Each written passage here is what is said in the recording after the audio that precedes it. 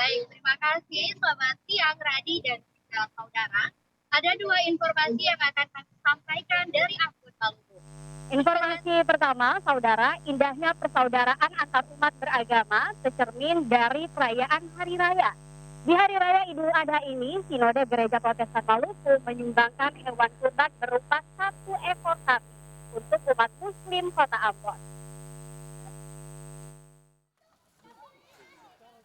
Majelis Pekerja Harian Sinode Gereja Protestan Maluku menyumbangkan seekor sapi kurban ke Masjid Raya Al-Fatah Ambon. Sapi kurban diterima langsung oleh Imam Masjid Raya Al-Fatah di halaman masjid. Hampir setiap tahun, momen ini terjadi. Penyerahan hewan kurban untuk disembelih pada Hari Raya Idul Adha 1444 Hijriah ini dilakukan untuk terus menghidupkan nilai-nilai toleransi antar umat beragama dan persaudaraan, serta edukasi bagi seluruh umat lintas agama di Maluku.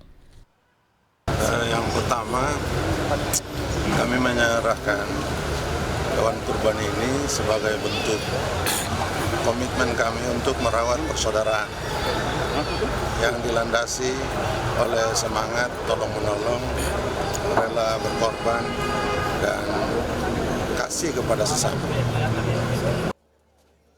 Momen seperti ini diharapkan dapat menginspirasi seluruh umat beragama untuk terus memupuk persatuan bangsa serta kepedulian terhadap sesama.